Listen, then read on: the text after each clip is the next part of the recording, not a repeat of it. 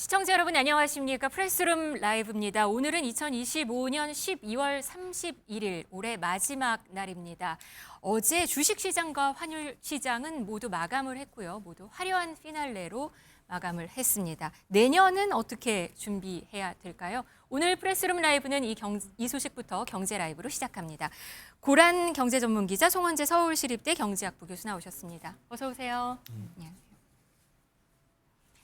네, 말씀드린 대로 주식시장 어제 먼저 마무리를 했습니다. 오늘은 휴장이고요. 코스피 지수 올해 폐장일 종가를 봤더니 4,214로 마감을 했습니다. 올해 첫날 코스피 지수 확인했더니 2,398이었어요. 2,400이 안 됐죠. 안 됐죠. 그러면 76% 올해 전체 상승률을 봤더니 76%로 나오네요.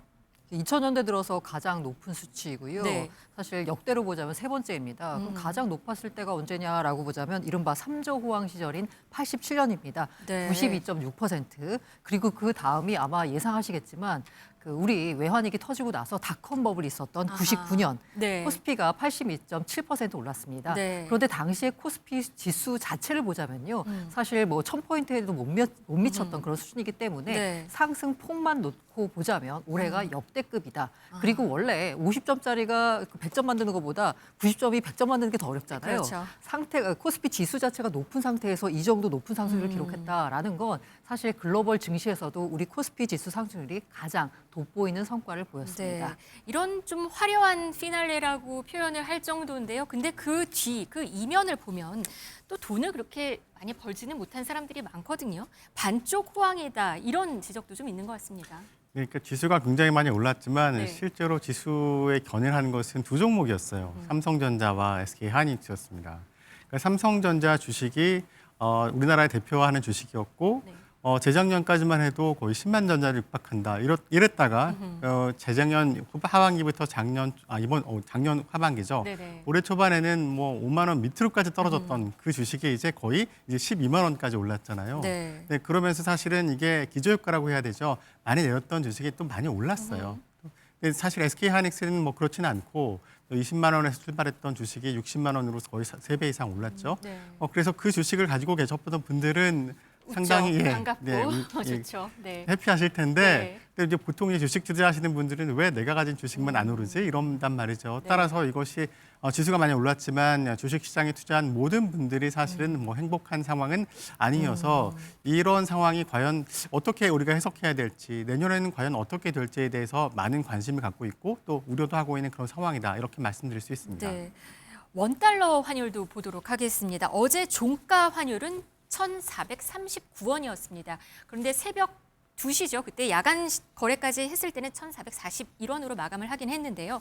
1,500원 걱정이 있기는 했는데 그래도 환율 종가는 어찌됐든 좀 내려갔습니다. 외환당국의 구두 개입이 있으면서 한 4거래일 동안에 44원 정도 내려갔던 것으로 보이는데요. 그래도 연평균 환율 자체는 1,421원입니다. 그러니까 사상 그것도 최고치 정도 수준인 것 같습니다. 앞서서 코스피 지수 상승률이 역대 세 번째라고 했었는데요. 연말 종가 기준 환율도 안타깝게도 역대 세 번째입니다. 가장 높았던 때는 연말 종가가 뭐 예상하시겠지만 97년 1,695원이었습니다. 그리고 1,400원 넘었던 거는요. 사실 지난해와 올해뿐이었고요. 올해 그나마 정부가 개입해서 지난해 기록했던 연말 종가 환율 1,472.5원보다는 낮은 선에서 거래를 마감시켰습니다. 네. 그런데 말씀하신 대로요. 이 종가는 사실 정부가 개입을 해서 낮췄지만 연평균 환율로 보자면 사실 외환위기 있었던 98년이 높았을 것 같은데 연평균으로 보자면 1,394.97원이었어요. 그러니까 평균적으로 네, 연으로 맞습니다. 였을 때는. 높았을 때는 높았지만 이 평균적으로 따지면 1,400원 밑이었거든요. 네. 그런데 올해가 1,422원입니다. 그러니까 전반적으로 환율이 고공행진을 했다는 거고 이건 아마 우리 경제의 기초 체력에 비해서도 환율이 너무 저평가된 거 아니냐. 우리나라 원화 가치가 때문에 이건 구조적인 요인이기 때문에 일단 정부 개입으로 1,500원까지 오르는 상황은 맞기 낮긴 했지만 이게 환율을 뭔가 구조적인 요인을 바꾸지 않는 한 환율 고환율 시대, 이른바 1,400원 뉴 노멀 시대는 이어질 것 같다라는 게 전문가들 분석입니다. 네, 연말 종가 관리로 기업들은 좀 숨을 돌린 그런 상황이기는 합니다. 근데 이게 일시적으로 정말 눌렸기 때문에 다시 올라갈 수 있다. 내년에는 사실 기업 경영 변수도 있고 이게 또 고물가로 이어질 수 있다라는 그 사실 자체는 변하지 않는 거죠. 그렇죠. 지금 뉴 노멀이라고 얘기하는 것이 실제로 우리나라의 환율이 굉장히 높았던 때는 한국 경제의 위기 상황이었어요. IMF 경제 위기라든가 글로벌 경제 위기. 그런데 지금 아까 좀 전에 말씀하신 것처럼 주식시장은 너무 좋았단 말이죠.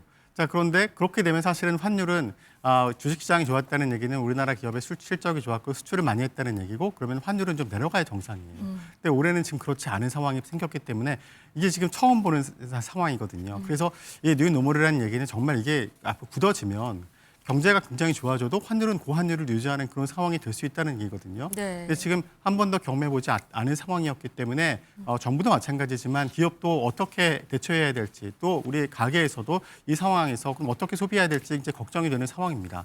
실제로 환율이 지금 정부의 구두 개입으로 사실 연말에 좀 낮아지긴 했지만 네. 그렇다고 해서 뭐 펀더멘털이 바뀐 건 아니거든요. 그러면 내년에 다시 어찌 보면은 그 장마감일 때 1,439원이었다가 새벽 2시 환율이 1,441원으로 올랐어요. 약간 올랐다는 네, 얘기는 네.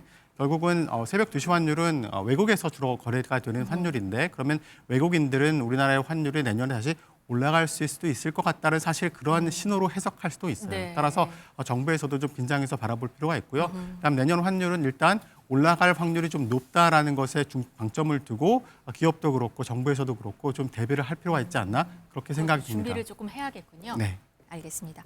올해 2025년이죠. 좀 되돌아보면 참 많은 일들이 있었습니다. 정치는 말할 것도 없고요. 경제 산업 분야에서도 참 맞물려서 다이나믹했습니다. 방금 보신 올해 우리 주식 시장을 봤을 때는 그 결론이 보여주듯이 사실 K 저력을 확인할 수 있었고 또 함께 희망을 볼 수 있었다 이런 분석도 많기는 합니다. 그런데 한 2025년 좀 되돌아봤을 때 어떤 게 좀 눈에 띄는 장면들이 있었는지 두 분께 좀 여쭤보고 싶습니다. 한번 저희 화면 준비했거든요. 이게 인물들 중심으로 눈에 띄는 인물들, 이슈가 됐던 인물들을 표현한 사진입니다. 어떤 모습이 가장 인상 깊었을까요? 저는 치맥회동, 이 올해 기업 회장들 모습, 과거에 검찰청 후터라인에 섰던 그런 모습 말고 좀 친근해진 그런 기업 총수들 이런 이미지가 좀 눈에 띄거든요. 고란 기자는 어떤 게 좀 가장 눈에 띄는 장면, 모습? 사실 뭐 사회 정치적으로 보자면 사실 대통령 탄핵으로 민주주의가 회복된 첫 번째 나왔던 우리 헌재 재판소장의 얼굴이 눈에 띄긴 하지만 네. 저 아무래도 경제를 다루는 사람 입장에서는 올해 캐대헌 신드롬이 가장 주목할 만하지 않을까라는 생각이 듭니다. 네. 이른바 K컬처의 저력이 응집된 결과물이 아닐까라고 하고 있고요. 이게 끝이 아니고요. 이걸 계기로 우리 K컬처 그리고 K컬처 연관 산업이 전 세계로 더 뻗어나갈 수 있기를 26년 희망해 봅니다. 네, 교수님은 어떤 장면이 2025년 경제산업 분야를 딱 생각했을 때 어떤 장면이 가장 인상 깊었을까요? 제일 인상 깊었던 건 저도 고란 기자와 마찬가지로 캐대헌 열풍이었던 것 같습니다. 네. 사실 캐대헌 열풍으로 가장 큰 수혜를 보신 분이 이재명 대통령이라고 전 생각을 해요. 아, 그래요? K컬처? 네, K컬처가 전 세계에 확산되면서 그 이후에 에이펙 정상회담을 성공적으로 개최하는 데 저는 크게 영향을 미쳤다고 생각합니다. 네. 그다음에 그 뒤에 이제 깐부치킨 회동이라든가 네. 이런 것들이 결국 한국이 대한민국의 위상을 높이는 것이죠. 결국 문화 강국이 결과적으로 경제 강국이 될 수 있다는 것을 여실히 보여준 사건이어서요. 저는 이것이 뭔가 한국 경제 전환점을 얘기하는 분수령이 될 수도 있겠다. 나중에는 그런 평가도 받을 수 있지 않을까 그렇게 생각이 듭니다. 올해 내내 끌어온 한미 관세 협상 얘기도 안 할 수가 없을 것 같은데요. 10월 말에 있었던 에이펙 그리고 한미 정상회담 이게 또 빼놓을 수 없는 장면일 것 같습니다. 이때 화제가 됐던 트럼프 대통령에게 준 금관 모형 선물 그거 기억하시는지 모르겠는데요. 이 화답으로 트럼프 대통령이 황금 열쇠를 선물로 보냈다고 합니다. 어젯밤에 이재명 대통령이 SNS에 지금 보시는 화면인데요. 황금 열쇠 선물을 공개를 했습니다. 화면 지금 보시면 나오는데 언박싱 해볼까요? 이렇게 말하면서 지금 여는 이 상황이거든요.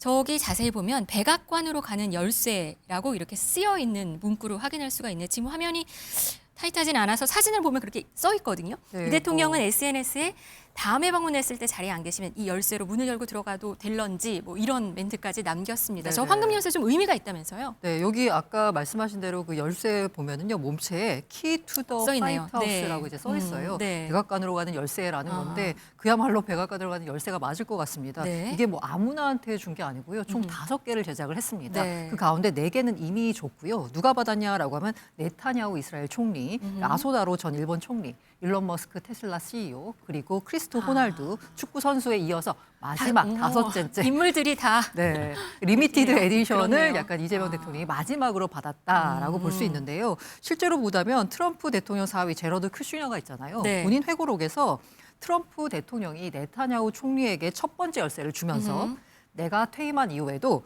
열쇠를 백악관 정문에서 보여주면 안으로 들여보내 줄 거다라고 말했다라고 여는 건 합니다. 알지만 보여주면 네, 들어갈 수 맞습니다. 있다. 그야말로 네. 백악관으로 간 열쇠가 됐고요. 네. 5개 중에서 하나를 받았다는 건 그야말로 굉장히 친밀한 한미 정상외교의 성과를 보여준다라고 볼 수 있을 것 같습니다. 네, 이재명 대통령 새해 첫 일정은 중국을 방문을 합니다. 보니까 내년 1월 4일부터 7일까지 국빈 방중인데요. 당장 다음 주 일요일인데 4대 그룹 총수를 포함해서 한 200여 명의 경제 사절단이 동행하는 것으로 알려졌고요. 전 여기서 눈에 띄는 게 교수님, 크래프톤, SM엔터, 패션그룹 형지 이 기업들 대표가 같이 가네요. 이게 의미가 있다고 보여져요. 저는 의미가 크다고 생각을 네. 합니다. 크래프톤 이제 게임 회사죠. 그렇죠. 그다음에 SM 이제 문화 회사입니다. 그렇네요. 그다음에 이제 패션그룹 형제, 그러니까 의류 회사죠.